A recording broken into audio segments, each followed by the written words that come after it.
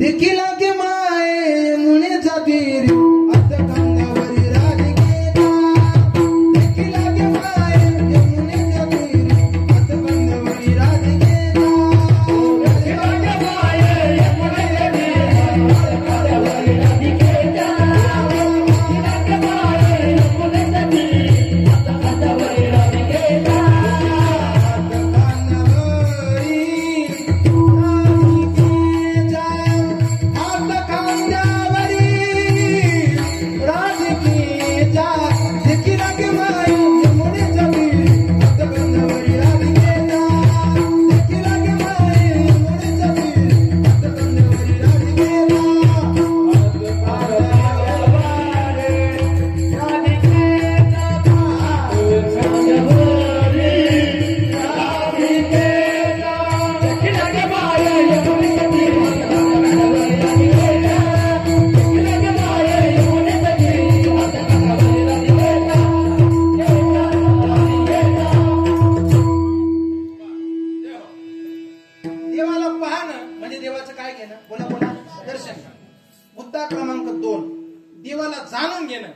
देवाचं दर्शन.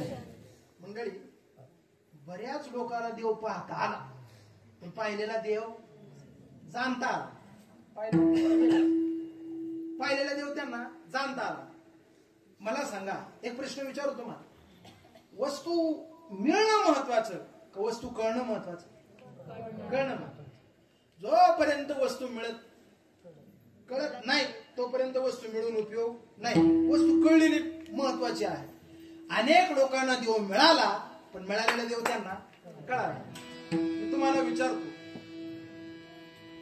कंसाने कृष्ण पाहिला होता का नव्हता? पाहिला मंडळ, पाहिला. पण जेव्हापासून कंसाने कृष्ण पाहिला तेव्हापासून कंसाला खाणंही गोड लागेना आणि कंसाला, याचा अर्थ कंस पेत होता म्हणजे पाणी पाणी पाणी पाणी कंसाला काहीच गोड लागेना. का? कारण कृष्ण कंसाला कळाला नाही. दुर्योधनाला देव पाहिला होता नव्हता? पाहिला, पाहिला. पण दुर्योधनाला देव कळाला नाही. गंमत आहे का? एका बाजूला सगळं 18 अक्षोहिणी सैन्य आणि देव एकटा एका बाजूला. कोणाला काय घ्यायचं ते बोला. दुर्योधनानं पाहिलं, अरे एकटं घेण्यापेक्षा सैन्य घेतलेलं कधी चांगलं. मग दुर्योधन म्हणला, सैन्य आपल्याला द्या, देव पांडवायला द्या. इथं त्याचा डाव फसला. सैन्य आपल्याला, देव पांडवायला देऊन टाका. दुर्योधनानं ते सैन्य घेतलं आणि दुर्योधन मागा. आणि तो दुर्योधनाचा मामा, काय नाव त्याचं? शकुनी मामा. हा, बऱ्याच मामाईनं भाच्याची वाट लावली. आता तुम्ही तुमचे मामा आठवू नका, मी शकुनीच सांग. तो दुर्योधन मागा आला आणि तो शकुनी मामा त्याला म्हणतो भाजे. त्याची ती बोलायची स्टाईल आता ती काही मला येणार नाही कारण मी काही शकुनी नाही. तो म्हणला, भांजे काय केलं तू? म्हटला, मामा सैन्य घेतलं. अरे येडा झाला का? हे गबाळ काला घेतलं? तो एकटा घ्यायला पाहिजे. तो काही सोपा नाही. चतुरातू शिरोमणी, खेळतो येण्याची खेळावा, म्या बोलविल्या विदू बोले. देव घ्यायला पाहिजे होता. म्हणे मग नाही देव आपल्या बाजूला, मग कमीत कमी देवाचा भाऊ तरी आपल्या बाजूला घ्या. दुर्योधनानं डाव केला आणि देवाचा भाऊ भाऊ बलराम दादा एका बाजूला, कृष्ण एका बाजूला, असं आपण करू. मग तेव्हा पुणे चालू झाले. एक कमळा कर, दुसरा पंजा कर. हे जुने आहे. पहिले कोणी ते काय आताच नाही, पहिले जुने. बलराम दादा इकडे घेऊ. बलराम दादाला दुर्योधनानं त्याच्या बाजूला घेतलंय. ऐका ना मंडळी, कृष्ण परमात्म्याचं डोकंच बोलतो. आता काय का, जर बलराम दादा तिकडे गेला तर कौरव आपल्याला मारता येणार नाही. मग देवाना डाव टाक. देवाना आयडिया लावला. देवानं त्याचा एक सेवक उठवला. देवानं सांगितलं, इकडे इकडे सेवक सेवक सेवक इकडे म्हणे. तो सेवक येऊन देवाच्या जवळ म्हणे, काय कान कर म्हणे, काय केला का? ऐक, आता कौरवाची मिटिंग बसली. त्या मिटिंग मध्ये बलराम दादा बसले. मोठ्याने जायचं मिटिंग मध्ये, बलराम दादाला जाऊन आवाज द्यायचा, दादा. बलराम दादाने तुझ्याकडे पाहिलं, इकडे या दादा. दादाला जवळ बोलवायचं आणि दादाला सांगायचं कान करा. आणि दादानं कान केला का दादाच्या कानात एवढंच सांगायचं, तुम्हाला कृष्णानं जे हरी सांगितला एवढंच बोलायचं. म्हणलं जास्त बोलायचं नाही. ते म्हणला, अहो कृष्ण परमात्मा देवा, बलराम दादा गरम डोक्याचा माणूस. मी जर तिकडे गेलो जे हरी सांगायचं करता जर मिटिंग मधून दादाला उठवलं तर दादा चटणीवारी संपील मला. येऊ देणार नाही इकडं. म्हणे मग घाबरू नको तू. नाहीच बलराम दादा तुला बोलायला लागला तर सांग त्याला सध्या तिळीचा भाव काय चालू आहे असं विचारलं त्याला. नाही तू विचारू नये त्याला. आता गड्याला मालकाचं काम ऐकणं आलं. तू गडी तिथं आला सेवक सगळी कौरवायची मीटिंग बसली होती. कुठं कोणचा उमेदवार द्यायचा, कुठं कोणचा उमेदवार द्यायचा, कोणाला किती पैसे द्यायचे, कोणाला असं सगळं ठरायचं काम चालू होतं. आणि तो तिकडनं सेवक आला आणि त्यानं आवाज दिला, दादा इकडे या. अरे विरोधी पार्टीचा माणूस बलराम दादाला का उठवायला आला? सगळ्या कौरवायचा कुठले ना राव बलराम दादा केले ते काय म्हणतो? कान करा दादा, कान कान केला. काय म्हणतो? काही नाही, तुम्हाला कृष्णानं जय हरी सांगितला. एवढंच बोलला कान. बलराम दादा म्हणजे मूर्ख आहे काय? अरे जय हरी काय कानच सांगायची गोष्ट आहे. मोठ्याने बोलला असता तरी चालला असता. हाका नाही का तुला? काही वेळ घेतला माझा मूर्ख तू. त्यानं पहिलं बलराम दादा लई गरम झाली. तुम्हाला हो दादा ऐका ना ऐका. म्हणे काय सध्या तिळीचा भाव काय चालू असं कृष्णाने विचारलं. बलराम दादा म्हणजे निघतो का पाहू तुझ्याकडं. त्याला काढून दिलं. पुन्हा आली मीटिंग मध्ये बसली. हा चला करा बरं सुरू. कुठं आलं होतं आपलं? दुर्योधन म्हणला थांबा सुरू करतो, पण आधी कृष्णाचा माणूस येऊन तुमच्या कानात काय बोला ते सांग. पाहिलं नाही अर्धवट. तो तुमच्या कानात काय बोलला ते सांगा. बलराम दादा म्हणजे काय नाही रे, त्याने एवढंच सांगितलं का कृष्णाने तुम्हाला जय हरी सांगितलं. म्हणजे मूर्ख आहे का आम्ही? कळत नाही का आम्हाला? जय हरी काय काना सांगायची गोष्ट आहे का? बलराम दादा म्हणजे अरे तसं नाही. कृष्णाचा माणूस म्हणला सध्या तिळीचा भाव काय चालू आहे. दुर्योधन म्हणला म्हणजे काय दोतराव भेटायला येतो का आम्ही? हा कळत नाही का आम्हाला? काही समजत नाही का आम्हाला? बलराम दादा पाहिलं अरे अजून ते युद्धही सुरू झालं नाही आणि त्याच्यात हा आपलं एवढा पॉवर करू राहिला. तेव्हा युद्ध चालू झाल्यावर हा काय करेल? बलराम दादानं पवित्र घेतला, बॅग उचलली आणि बलराम दादा दुर्योधनाला म्हणले भाऊ इकडून पुढं तुझं युद्ध आणि तू, मला वेळ नाही. बॅग उचलली तीर्थयात्रेला निघून गेले. सक्का भाऊ कसा लांब काढून दिला हे दुर्योधनाला सुद्धा कळाला.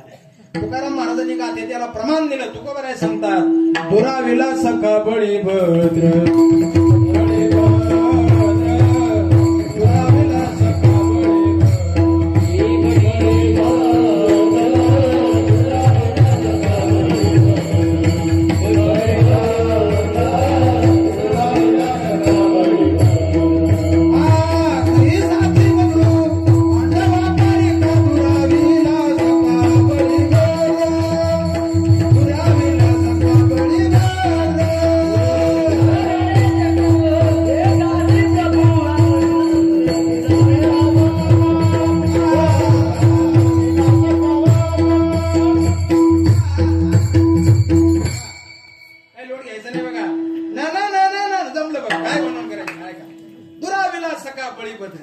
आल्लाच लांब काढून दिला का? देव कळाला नाही मा. अहो दुर्योधन एवढा मोठा माणूस होता. दुर्योधनाने एक दिवस देवाला जेवायचा आग्रह केला. अरे देवा चला आपल्या घरी जेवायला. असा आग्रह चला म्हणले आपल्या घरी जेवायला चला. काही काही माणसं जीव घालते म्हणजे उपकारच करते. घ्या खा. आता काही पद्धत प्रेम नसतं महाराज काही घरी. आता इथं जीव घातला आम्हाला किती प्रेम होतं. महाराज बासुंदी घ्या, महाराज चपाती घ्या, महाराज खिचडी भात घ्या, महाराज भाजी घ्या. एवढं गोड जेव घातलं महाराज. एवढं भारी जेवण माझ्या सासरवाडीला सुद्धा मला दिलं नाही. किती प्रेमानं प्रेम असतं ना. काही घरी प्रेम नसतं बघ. आता मागच्या आठवड्यात कल्याणला कीर्तनाला गेलो मंडळी. एका उद्योगपतीच्या घरी जेवण होतं. 4थ्या मजल्यावर जेवण केलं आणि खाली आलं. तो याच्या घरी जेवण होतं. तुम्हाला म्हणला बाबा कसं काय झालं जेवण? अहो म्हणलं जेवण एक नंबर जेवण झालं. तो म्हणला काय कमी? अहो म्हटलं काय कमी राव, एवढे ताटभर पकवान दिले म्हटलं तुम्ही. मोजे मोजे मोजे पर्यंत एक एक घास सगळ्याचा खाईपर्यंत पोटभर एवढं गोड जेव घातलं तुम्ही. तो राहिला त्याचा थोडा गर्व जागा झाला. तो बंगल्यावाला मला विचारतो एक विचारू का बाबा तुम्हाला? म्हणलं विचार. तुम्हाला म्हणला घरी भेटत का हो तुम्हाला? असं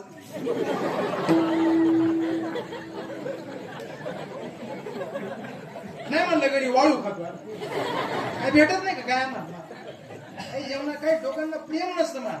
दुर्योधनानं जेवायला देवाला जेवायचा आग्रह केला. चला आपल्या घरी जेवायचं. चला हे देतो तुम्हाला, ते देतो तुम्हाला, चांदीचं ताट आहे, सोन्याची वाटी आहे, याच्याकडे सगळं आहे पण प्रेम नाही. मग देवानं उद्धवाला सांगितलं हे याच्याकडे जेवायचं नाही, चाल चाल पुढच्या घरी. उद्धवा चला विदुरा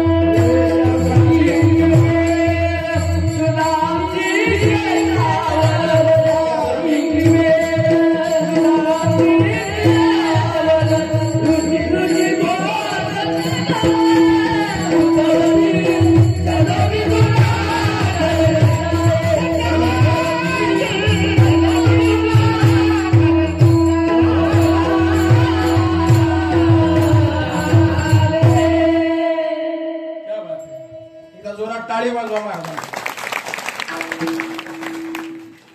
एवढं जोरात काय वाजवलं? कानछड्या बसते ना हळू वाजवायचं. टाळ्या वाजवा हाय काय करायची नाही मंडळी, जोरात टाळ्या होऊ द्यायची. तेवढे शेपाशी वाजते. चल विदुरा घरी जा. चाल उद्धवा, विदुराच्या घरी जेवायला जायचंय आपल्याला. चाल विदुराच्या घरी. म्हणे का? दुर्योधनाकडे जेवायचं नाही, कारण त्यानं मला ओळखलं नाही, जाणून घेता आलं नाही. दुर्योधन का मेवा छोड कर, दुर्योधन का मेवा त्याग कर. देवानं दुर्योधनाचा मेवा सोडला, विदुराच्या घरी शाक भाजी खाली. का? जाणून घेतलं. मग वस्तू कळणं लई महत्वाचे आहे. एक गंमत सांगतो तुम्हाला. आमच्या गावातला एक जुनी म्हातारा माणूस आहे, जुना म्हातारा माणूस आहे बाबांच्या वयात. त्या बाबानं मला आता पाठीमागं सांगितलं, म्हणे महाराज नाशिकला कीर्तन असलं, कुठं शहरात कीर्तन असलं मला घेऊन चाल. म्हण का बरं बाबा? मी अजून गावच सोडलं नाही. म्हणलं असो असो, धन्य माता पिता तयार. बरं झालं गाव सोडलं नाही, घेऊन जातो तुम्हाला. एकदा त्यांना घेऊन गेलो कीर्तनाला शहरामध्ये, ठाण्याला कीर्तनाला गेलो. एका बिल्डिंग पुढे आम्ही उभं राहिलो. ती बाबा मी आम्ही दोघं शेजारी एवढी उंच बिल्डिंग. ते बिल्डिंग पुढे बाबा मी उभा. आणि त्या बिल्डिंग मध्ये तळाच्या मजल्यावरून वरच्या मजल्यावर जायला एक मशीन असते. काय म्हणतात त्याला आपल्याकडे? लिफ्ट. आता ती लिफ्ट काय त्या बाबानं बाप जन्मी पाहिजे. लिफ्ट पुढे आम्ही दोघ जण उभं राहिलो. त्या लिफ्ट मध्ये एक 75 वर्षाची आजी आली, बसली. बटन दाबलं, लिफ्ट वर गेलं. आणि वरून खाली येताना त्या लिफ्ट मध्ये एक 22 वर्षाची पोरगी खाली आली. पाहिलं आली.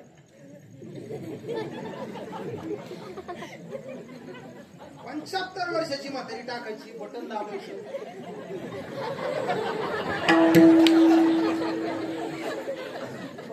बावीस वर्षाची पोरगी खाली होती. म्हणला तेव्हा जरा मला म्हणला, महाराज काय नाही मशीन पाहिली, असं मशीन नाही पाहिली.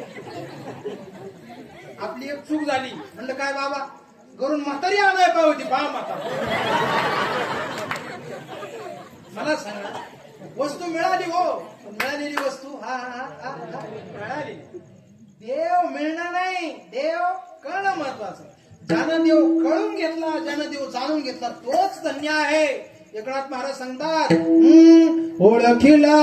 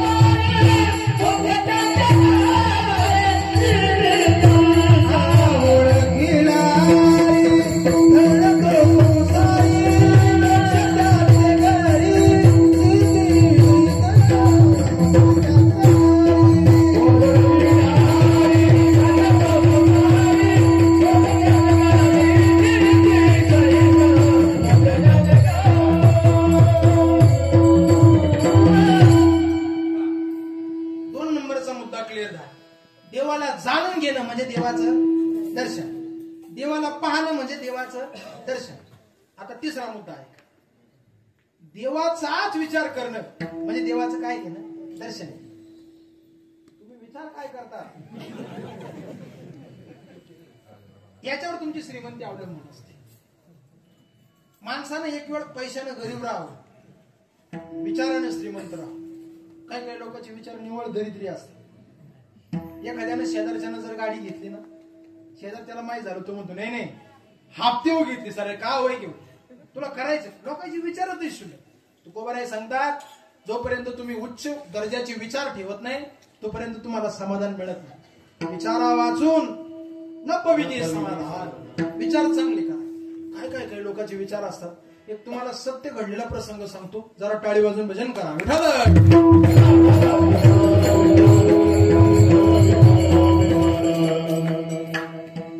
काय झालं मंडळी, मागच्या 2 वर्षापूर्वी आमच्या भागाकडे जरा दुष्काळ पडला, खूप दुष्काळ पडला. जिकडे तिकडे पाण्याची टंचाई होती आणि मोठ्या प्रमाणावर दुष्काळ पडला, पाणी कमी होत. मी कुठून तरी कीर्तनावरून आलो, आमच्या घरी येऊन झोपलो. सत शिकलं बाळ तुमचे. मी कुठून तरी कीर्तनावरून आलो, घरी येऊन झोपलो. आमच्या शेजारचा एक माणूस मला उठवायला सकाळी सकाळी. तुम्हाला म्हणला, ए महाराज झोपला रे. गावचे लोक आवाज जाऊ घालत नाही, बरं कुशाल नाही म्हणतात तुम्ही. गावचे लोक म्हणतात, हे बाबा झोपला रे. म्हणलं का होता त्या लई सकाळी सकाळी आज उठवायला. तुम्हाला म्हणलं, अरे आपल्या शेजारच्या रामभाऊनं बोर केलं. म्हणलं मग चांगली गोष्ट आहे, बोर केलं, लय पाणी लागलं. म्हणलं अजून चांगली गोष्ट झाली. तू म्हणला नाही, जे पाणी त्याला लागलं तेच आपल्याला धरायचं पाहिजे. मी विचार, तेच पाणी आपल्याला लागलं पाहिजे. म्हणलं असं करू नका, प्रेमानं त्याच्याकडे एखादं पाणी मागा. तुमच्या शेताला कांद्याला तू एक पाणी देऊन टाकेल, पण असं करू नका ते पाणी धरू नका. तो म्हणला नाही तेच पाणी आपल्याला घ्यायचं. अहो म्हणलं असं करू नका. तो म्हणला नाही नाही त्याचंच पाणी आपल्याला धरायचं. म्हणलं मग तुम्ही असं करा, एखादा पाणी पाहणार काय म्हणतात तुमच्याकडे त्याला, बोराकणार जे असेल पानाड पाणी पान. म्हणलं एखादा पाणी पाहणार पहा तुम्ही आणि त्याला आणा आणि तुम्ही बोर करून घ्या. ते काय मला जमत आहे काय, माझं आहे. एखादा पाणी पाहणार पहा त्याला आणा, तुमचं तुम्ही बोर करून घ्या. तुम्हाला म्हणला म्हणजे दुसरा पाणी पाहणार आणायचा आणि तू काय फुकट या गावात फिरतो गुरोज, तुला कळत नाही का त्यातलं. अहो म्हणलं तात्या पाणी पाहणं वेगळं, कीर्तन करणं हे दोन्ही गोष्टी ते मला जमत नाही. तो माणूस राहिला मला म्हणला, हे बाय त्याला द्यायचे 5,000 तर मग तुला दिले असते. 5,000चा आकडा ऐकला मंडळी आणि त्याच्या वावरातल्या सगळ्या पाख्या मला जिवंत दिसायला. 5,000 सोडू का लागले. म्हणलं थांबा तात्या, तुमच्या वावरातलं पाणी मला अंदाज आहे तुमच्या वावराचा. अहो मी ते नारळ घेतलं, तवा वाळू गेलो त्याच्या वावरात पाणी पाहायला. कायच काय येतं मला, मीच फिरायचं असं मागून. हो लय पाणी. म्हणलं तात्या इथं फुल पाणी, तुमच्या काहीच काळजी करू नका म्हटलं. अहो मी जसं पुढे जायचो तसं तो माझ्या मागं मागं फिरायचं. जिथं मी पॉईंट देईल तिथं तो बोर करायला. पण मी अंदाज केला, म्हटलं आपण जर याला इथं पॉईंट दिला, यानं जर बोर केलं, जर बोर फेल गेलं, गावात राहायचंय आपल्याला, राहू द्या ना. मग मी थोडं आयडिया लावली, त्याला असं मोकळ्या मैदानात घेऊन आलो. त्याला म्हणलं तात्या दगड आणा इथं ठेवा. त्यानं दगड ठेवा, इथं बोर करायचं. त्याला लय आनंद आला. तू म्हणला बरं बरं बरं किती करायचं. म्हटलं आपल्याला 200-400 करून चालणार, कमीत कमी 1500 फूट जावं लागेल.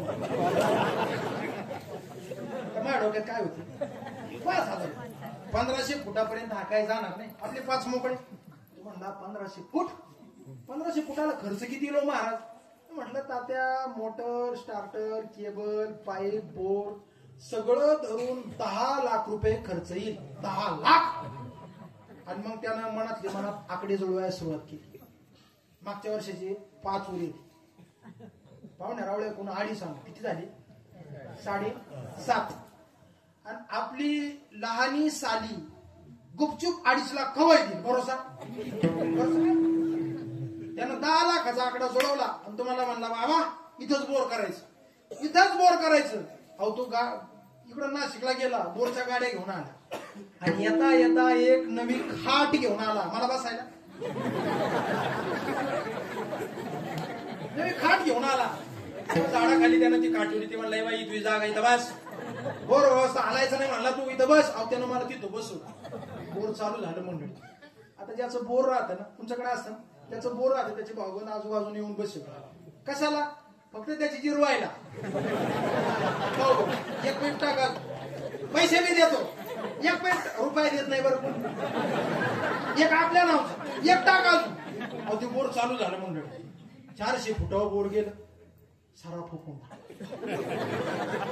मला अंदाज आला आता काय वाटत. कोणाचं लक्ष होतं न होतं, मी जिनी घालून आमच्या घरात येऊन झोपून मंडळी. त्याचं 1500 फूट बोर झालं. त्यानं पैसे मोजून दिले, गाड्या काढून दिल्या. मी जिथं झोपलो होतो, पहाटे पहाटे मला आमच्या घरी तिथं माझ्या रूम मध्ये उठवायला. त्याला माझ्या तोंडावरचा असा कपडा बाजू. मी अर्धवट डोळे नेसले. मी जेव्हा त्याच्याकडे पाहिलं, अक्षरशः त्याच्या भोयो फुकून, मिशाव फुकून, दाढी सगळी भुरकुंडी फटक होईल, पापण्यावर सगळी धूळ जमा होईल. तो मला म्हणला, मेल्या 10 लाख चावले तो माय रात्री, तू वाटोळ म्हणला, देव तुझं वाटोळ करो. आता मला सांगा, याचे 10 लाख का गेले हो? कारण दुसऱ्या विषयी यानं विचार वाईट केला. तुम्ही विचार काय करतात यावर तुमची श्रीमंती अवलंबून असते. देवाचा विचार करा, देव तुमच्या पदरात पडेल.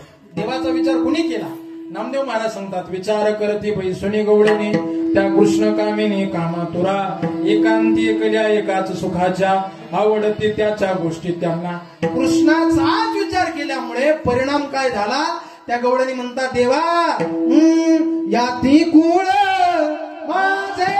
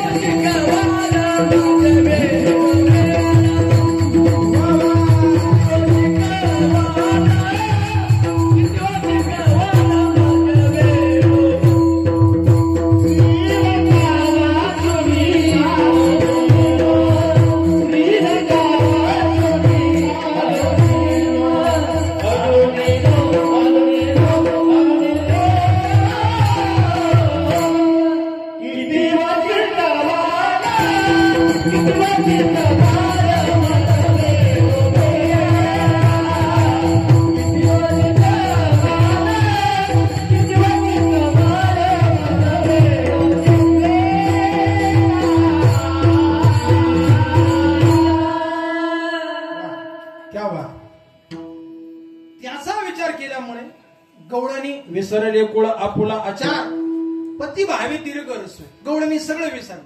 अहो बाजाराला ज्या गवळणी डोक्यावर दही, दूध, तूप, लोणी घेऊन निघाल्या, त्याचा विचार डोक्यात असल्यामुळे दही घ्या, तूप घ्या,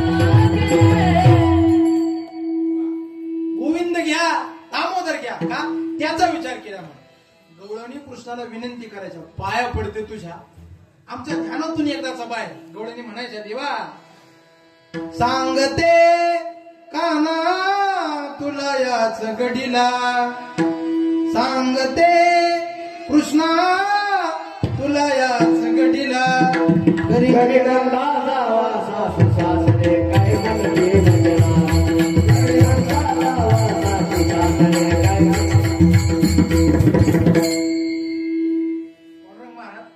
एकानं मला विचारलं महाराज गवळण कोणाची मी म्हटलं भगवानराव उगीचे आता काय ऐका त्याचाच विचार कृष्ण सोडून दुसरा विचार केला नाही देवाचा विचार करणं म्हणजे देवाचं काय घेणं दर्शन घेणं आणि चौथा मुद्दा महत्वाचा सांगतो ऐका देवाच्या रूपात जाऊन तदाकार होणं म्हणजे देवाचं काय घेणं दर्शन घेणं साधं उदाहरण सांगतो इकडे लक्ष द्या इकडे इकडे इकडे लक्ष द्या साधं उदाहरण सांगतो आळी असते बघा आळी आपण ग्रामीण भाषेत तिला आळी म्हणतो काही काही लोक तुला सुशिक्षित मारायला पाहिजे केव्हा केव्हा तेव्हा काय काय काय काय मिळेल नसतं आता एखादा जर माणूस एखादी सुनबाई जर शहरात राहत असेल आणि दिवाळीच्या निमित्ताने जर तुमच्या गावात आली तर ती कशी म्हाताऱ्या बायामध्ये शायनिंग मारते बघा आमची ही की नाही आमच्या येणं की नाही जास्त तिकडे चालतच नाही आता ही जिच्या पुढे एन त्यांना करते तुमचे हे त्यांनी लहान असताना बिगर याचे पाहिजे ते काय सांगावं नाही अवघड माणसानं कुठे सुशिक्षित मारू नये आळी असते आळी आपली आळी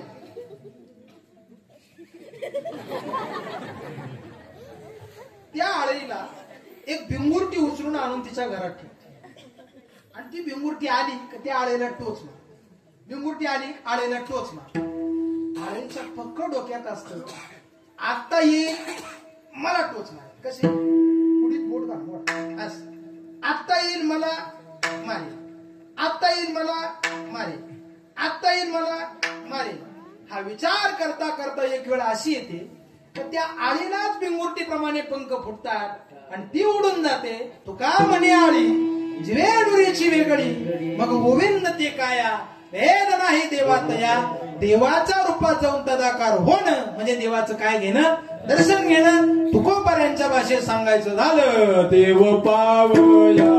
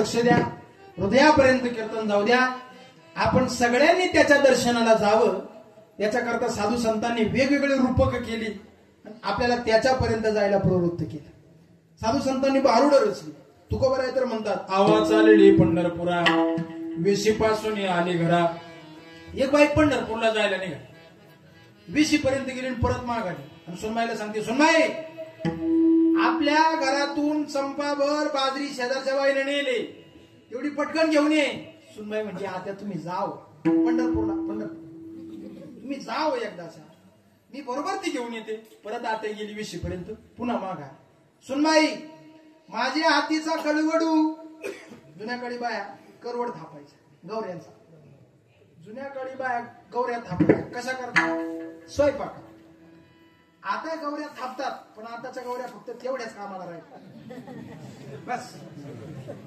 आता स्वयंपाकाला गौऱ्या ती सुनबाई ती सासू पुन्हा माग आली आणि सुनबाईला सांगते माझ्या हातीचा कलवडू माझं विना नको फोडू गौऱ्याचा कलवड मला येईपर्यंत फोडू नको ती सुनबाई सांगते आत्याबाई त्या गौऱ्या तुम्हालाच ठेवी म्हणजे स्वयंपाका तुम्ही एकदा त्या जा तुम्ही जाणं नाही गरजेचं आहे संतांनी रूपक केली, पंढरपूरला जा प्रवृत्त केलं. एकनाथ महाराज सगळे गोड म्हटले. एकनाथ महाराज सांगतात